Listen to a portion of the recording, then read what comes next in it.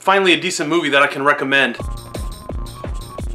What's up everybody, back today to talk about Extinction 2015, directed by Miguel Angel Vivas, and I had just recently watched Kidnapped on Netflix. It's a great film, and when I looked into him a little bit, I saw he was directing a zombie flick, so it definitely was on the list. So let's get into the movie a little bit. It stars Matthew Fox and Jeff Donovan, and what happens is basically the film starts off, it's in the middle of this apocalypse, a zombie apocalypse, the fast kind of zombies. After the first opening sequence, the movie jumps ahead 9 years, so it's like a post-apocalyptic film at this point, and everything's covered with snow, and there's these two characters, Matthew Fox and Jeff Donovan.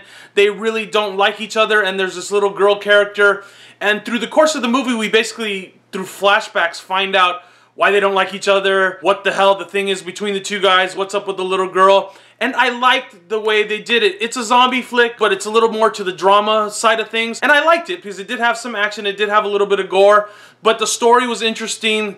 I liked the little girl character. Let me get into the things I like. Like I said, the little girl wasn't annoying. And it's an interesting spin on the whole zombie thing. You know, they didn't just go with masses of zombies in your face, blood, gore, all that stuff. They went more with the drama side of things, the post-apocalyptic, snowy ice landscape, which I liked a lot. We get to see how they're kind of surviving in this landscape, and I liked all that stuff. Like I said, something different, a nice breath of fresh air. Not completely new, but something nice, you know, compared to these other throwaway zombie films that just come out every month, it seems like. And the backbone of this movie is the characters, you know.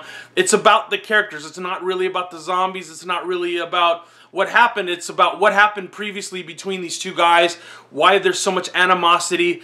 And I liked kind of waiting to find out what happened between the two of them. And I was kind of curious, definitely, to see what happened at the end of this film. And it's based on a book, so I don't know if that's why it had a little more, you know, structure to it or whatever. You know, it's just not like some cheesy 5-page script. And it does have flaws. I'll get into those in a second.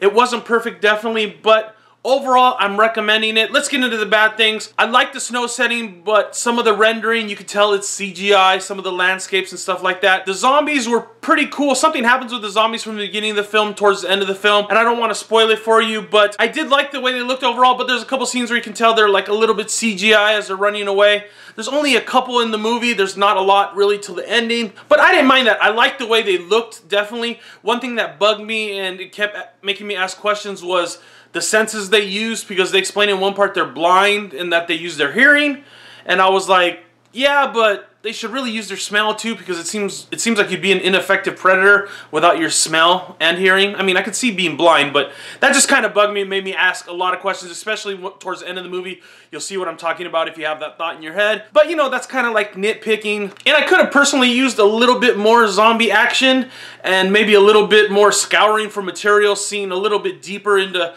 how they got set up in these houses that they were living in. I like the houses that they were living in, but I wanted to know a little bit more. It kept it kind of vague, like all zombie movies, which is cool. And I really kind of have a hard time calling it a zombie movie. It's more like really an infected movie, post-apocalyptic drama type thing. It does have action at the ending, but it's all build up, and like I said, I did like the characters. So yeah, I really can't complain about this movie too much, and I'm gonna say watch it if you get a chance, because it was a nice little addition to the whole zombie movie thing. Like I said, there's so many throwaway shitty zombie movies, and this isn't one of them. So definitely check it out. Pretty well acted. The child actor was good. I like where the story went. I like what happened, how they unveiled slowly what was going on between the two guys. I mean, it's kind of obvious, but at the same time, I like the way they did it. I thought it was kind of clever, and I'm looking forward to seeing more movies from Miguel Angel Vivas. I've liked Kidnapped, which was really good. This one was good, and I'm gonna give Extinction a 3.5 out of 5. I was kind of leaning towards a 4, but the thing with the zombies just kind of bugged me a little bit, like I said, with the senses, and there was little flaws with like the CGI and stuff, but I would definitely say recommend it. I'll pick it up on the cheap for my collection. So if you've seen Extinction, let me know what you thought down below. Was it worth it? Was it a zombie film really, or was it more an infected post-apocalyptic drama?